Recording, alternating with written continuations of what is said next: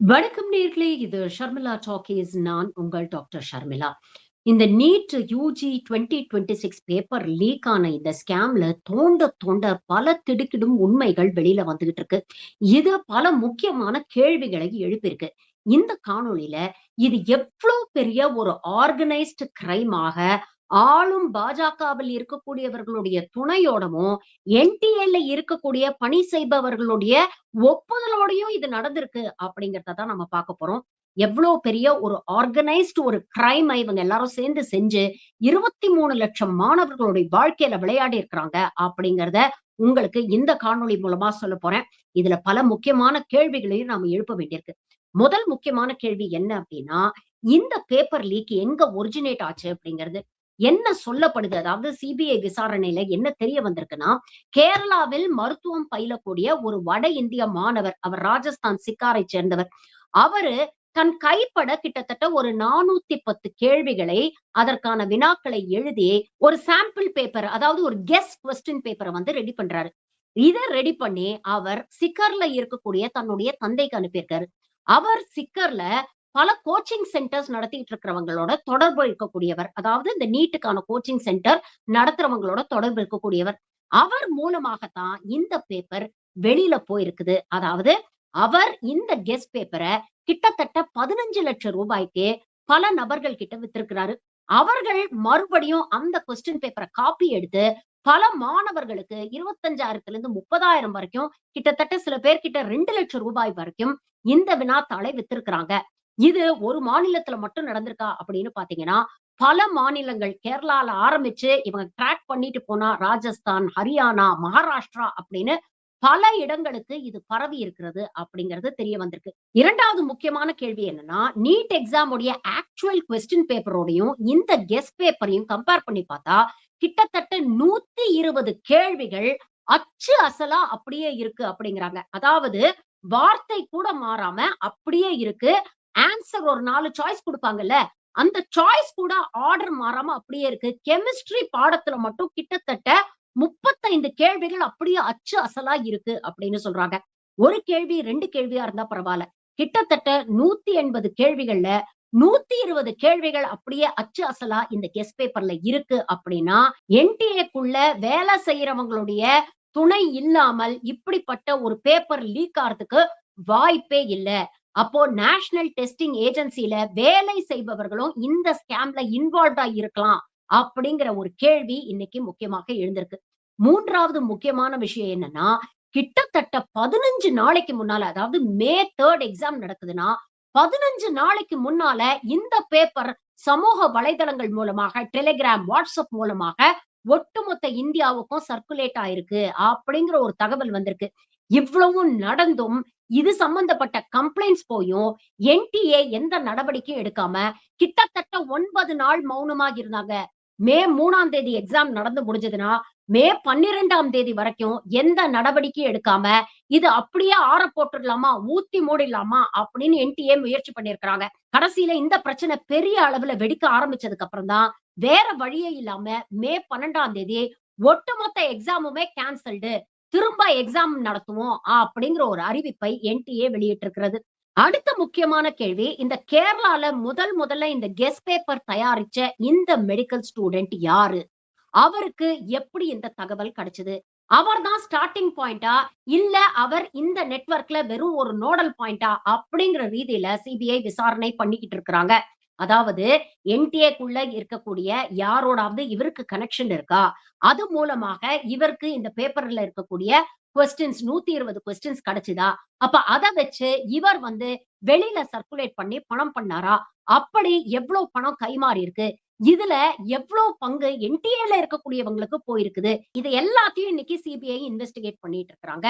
அடுத்த முக்கியமான அதிர்ச்சி தரக்கூடிய, நாமெல்லாம் பயப்படக்கூடிய ஒரு கேள்வி என்னன்னா, நாடு தழுவிய ரீதியில் இந்த ஸ்கேம் நடந்திருக்கு. பல மாநிலங்களைச் சேர்ந்த பல பேர் இதுல இன்வால்வ்டா இருக்கிறாங்க. பல பேர் இதுல பார்த்தீங்கன்னா, ஸ்டூடண்ட்ஸா இருக்கிறாங்க. மெடிக்கல் ஸ்டூடண்ட்ஸா இருக்கிறாங்க. அதே மாதிரி கோச்சிங் சென்டர்ஸ் நடத்தக்கூடியவங்களா இருக்கிறாங்க. இல்ல இந்த மாதிரி மெடிக்கல் என்ட்ரன்ஸ் எக்ஸாம்க்கெல்லாம் கெரியர் கவுன்சிலிங் பண்ணக்கூடிய மருத்துவர்களா இருக்கிறாங்க. இன்ஃபாக்ட் ஒரு பியூட்டி பார்லர், ஒரு டென்டிஸ்ட் ஒருத்தர் இருக்கிறாரு. அவரோட மனைவி ஒரு பியூட்டி பார்லர் நடத்திட்டு இருக்காங்க. அந்த பியூட்டி பார்லர் மூலமாக ஒரு நோடல் பாயிண்டா வச்சுக்கிட்டு அங்கேருந்து பல ஸ்டூடெண்ட்ஸ கான்டாக்ட் பண்ணி அவங்களுக்கு இந்த பேப்பரை வித்திருக்காங்க. அப்போ எந்த அளவுக்கு நாடு தழுவிய ஒரு மிகப்பெரிய நெட்வொர்க்கா இது நடந்துகிட்டு இருக்கு அப்படிங்கறத யோசிச்சு பாருங்க. இதுதான் நமக்கு மிகவும் அச்சத்தை ஏற்படுத்தக்கூடிய ஒரு விஷயமாக இருக்கு. அடுத்து மிகவும் அச்சம் தரக்கூடிய ஒரு விஷயம் என்ன அப்படின்னு பாத்தீங்கன்னா, சம்பந்தப்பட்ட கிட்டத்தட்ட 5 பேர ராஜஸ்தான் போலீஸும், சிபிஐயும் சேர்ந்து கைது பண்ணியிருக்கிறாங்க. இதுல முக்கியமான குற்றவாளி யாரு அப்படின்னு பாத்தீங்கன்னா, தினேஷ் பிவால் அப்படின்னு ராஜஸ்தான் சிக்காரை சேர்ந்த ஒரு நபர். இவர் பாஜக யூத் விங்ல ஒரு முக்கியமான பொறுப்புல இருக்கிறாரு அப்படிங்கிற செய்தி வெளியில வந்திருக்கு. உடனே பாஜக என்ன பண்ணாங்க? எங்களுக்கும் இவருக்கும் சம்மந்தம் கிடையாது. 2014ல இவர் கட்சியில இருந்தாரு. ஆனா அதுக்கப்புறம் எந்த விதமான கட்சி நடவடிக்கையிலும் இவர் ஈடுபடல அப்படின்னு சொல்லி தங்கள டிஸ்டன்ஸ் பண்ணிக்க முயற்சி பண்றாங்க. ஆனா தினேஷ் பிபாலுடைய Facebook அக்கவுண்ட்ல போய் பார்த்தா, கதை அதுக்கு நேர் எதிராக இருக்கு. 2021, 22ல இவர் ராஜஸ்தானுடைய எஜுகேஷன் மினிஸ்டர் மதன் திலாவருக்கு ரொம்ப க்ளோஸா இருந்திருக்கிறாரு அப்படிங்கிறதுக்கு பல தரவுகள் அவருடைய Facebook அக்கவுண்ட்லயே இருக்கு. மினிஸ்டரோட இவர் இருக்கக்கூடிய புகைப்படங்கள் இன்னைக்கு சோசியல் மீடியால வைரல் ஆயிட்டு இருக்கு. அது மட்டும் இல்ல, பிஜேபி எம்எல்ஏ மகேந்திர பால் மீனாவுக்கு இவர் மிக நெருக்கமானவர் அப்படிங்கிறதையும் இவர் Facebook அக்கவுண்ட் மூலமாக ரிவீல் ஆகுது. 3 நாளைக்கு முன்னால தான் இவருக்கு இந்த பிஜேபி எம்எல்ஏ பிறந்த நாள் வாழ்த்துக்கள் சொல்லி தன்னுடைய Facebook பக்கத்துல பதிவும் போட்டிருக்கிறாரு அப்படின்னா, இவர் ஆளும் பாஜகவுக்கு எந்த அளவுக்கு நெருக்கமாக இருப்பார் அப்படிங்கறத யோசிச்சு பாருங்க. அப்ப எஜுகேஷன் மினிஸ்டருக்கே இவர் நெருக்கமாக இருக்கிறார்னா, எவ்வளவு கோடி கணக்குல இப்படி நாடு பூரா ஒரு ஸ்கேம் நடத்தி இவங்க சம்பாதிச்சிருப்பாங்க. இதுல எவ்வளவு கட்டிங் இந்த எஜுகேஷன் மினிஸ்டருக்கு போயிருக்கு. இது இல்லாம மற்ற அரசியல்வாதிகளுக்கு இதுல இருந்து எவ்வளவு கட்டிங் போயிருக்குது அப்படிங்கறதெல்லாம் இன்னைக்கு சிபிஐ விசாரணை பண்ண வேண்டிய ஒரு தேவை இருக்கிறது. இப்படி நாளுக்கு நாள் இந்த ஸ்கேம்ல பல திடுக்கிடும் விஷயங்கள் வெளியில வந்துகிட்டு இருக்கு. ஆனா இதுல நாம ரொம்ப அச்சப்பட வேண்டிய, வருத்தப்பட வேண்டிய விஷயம் என்ன தெரியுமா? ஒண்ணு, அரசியல்வாதிகளோட துணையோட இப்படிப்பட்ட மோசடிகள் நடந்துகிட்டு இருக்கு. அரசியல் ரீதியாக இவங்கள பாதுகாக்க ஆள் இருக்கிறாங்க அப்படிங்கிற தைரியத்துல தான் இவங்க இத்தனை மாணவர்களுடைய வாழ்க்கையோட விளையாடிட்டு இருக்காங்க. ஒரு பக்கம் இந்த அரசியல்வாதிகள் என்ன கிளைம் பண்றாங்க? நீட் அப்படிங்கிறது தகுதியை நிர்ணயிக்கும். தகுதியின் அடிப்படையில் யாரும் விட்டு போயிடக்கூடாது. தகுதியான மாணவர்களுக்கு தான் மருத்துவம் படிக்கக்கூடிய வாய்ப்பு கிடைக்கணும் அப்படின்னு நம்மள ஒரு பக்கம் மூளைச்சலவை செய்து ஏமாத்திட்டு இருக்காங்க. ஆனா, இங்க காசு தான் எல்லாத்தையும் தீர்மானிக்குது அப்படிங்கிற ஒரு நிலை இருக்கிறது. லட்சக்கணக்குல செலவு பண்ணி எத்தனையோ ஏழை எளிய நடுத்தர குடும்பத்து பேரண்ட்ஸ் தங்களோட குழந்தைங்கள கொண்டு போய் கோச்சிங் சென்டர்ல சேர்க்கிறாங்க. அங்க குழந்தைங்களுக்கு கோச்சிங் கொடுக்கறதுக்கு பதிலா இப்படிப்பட்ட திருட்டுத்தனத்தை இந்த கோச்சிங் சென்டர்ஸ் கத்து கொடுத்து பணம் பண்ணிக்கிட்டு இருக்கிறாங்க அப்படிங்கிறது எவ்வளவு அவலமான விஷயம். இதற்கு பல பெற்றோர்களும் துணை போறாங்க அப்படிங்கிறது அதை விட கேவலமான விஷயம். பெற்றோருக்கு வேற வழி இல்லாம இப்படி ஏதாவது திருட்டுத்தனம் பண்ணிதான் நம்ம பிள்ளைங்க மெடிசன் படிக்கணும் அப்படின்ற ஒரு நிலைக்கு தள்ளப்பட்டு இது போன்ற விஷயத்துல ஈடுபடுறாங்களா அப்படிங்கிற ஒரு கேள்வி ஒரு பக்கம் இருந்தாலும், என்ன டெஸ்பரேஷனுக்கு போனாலும் இது போன்ற தவறான முறைகளை பயன்படுத்துவது அப்படிங்கிறது குற்றம், அது தவறு அப்படிங்கிறதுல எந்த மாற்று கருத்தும் இருக்க முடியாது. 3வது மிக முக்கியமான விஷயம் பாத்தீங்கன்னா, இது பெரும்பாலும் வட மாநிலங்களில், அதுவும் குறிப்பாக பாஜக ஆளக்கூடிய மாநிலங்களில் இருப்பவர்கள் தான் இது போன்ற செயல்கள்ல ஈடுபட்டுட்டு இருக்கிறாங்க. இந்த ஸ்கேம்ல அரெஸ்ட் பண்ணவங்க எல்லாருமே பாருங்க, மகாராஷ்டிரா, ராஜஸ்தான், ஹரியானான்னு எல்லாரும் பாஜக ஆளக்கூடிய மாநிலங்கள்ல இருக்கிறவங்க. முக்கிய குற்றவாளிகளுக்கு பாஜக கட்சியில் இருக்கக்கூடிய கல்வி அமைச்சர் வரைக்கும் நெருங்கிய தொடர்பு இருக்கு அப்படின்னா, இத எவ்வளவு பெரிய ஒரு ஆர்கனைஸ்டு கிரைமா இவங்க பண்ணிக்கிட்டு இருக்காங்க.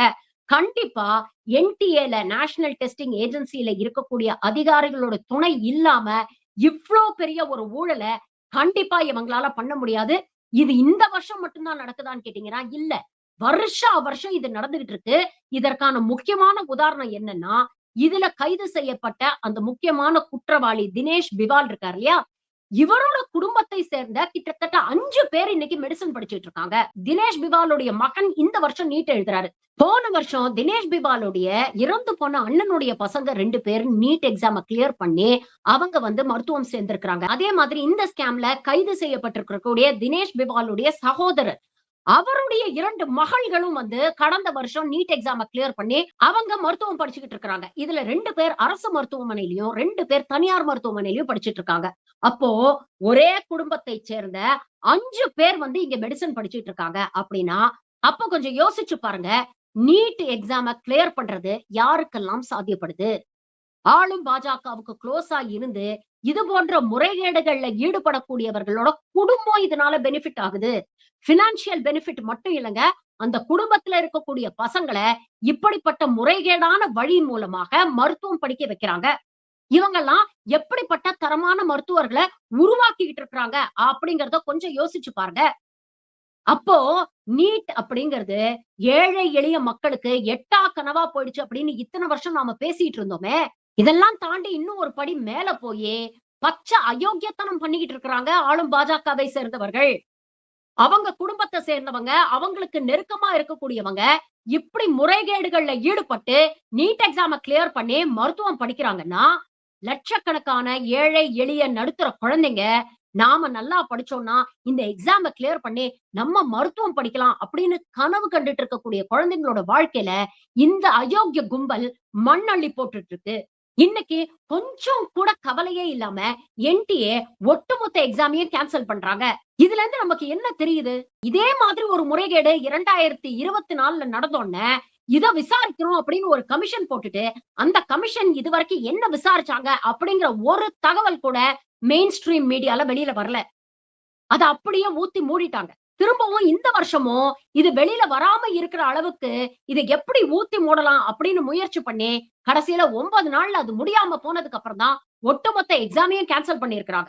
இப்படி பொறுப்பே இல்லாம எக்ஸாம கேன்சல் பண்ணிட்டு இப்ப என்ன சொல்றாங்க? நீங்க மறுபடியும் அப்ளை பண்ணணும்னா, நீங்க பணம் எல்லாம் கட்ட வேண்டாம்.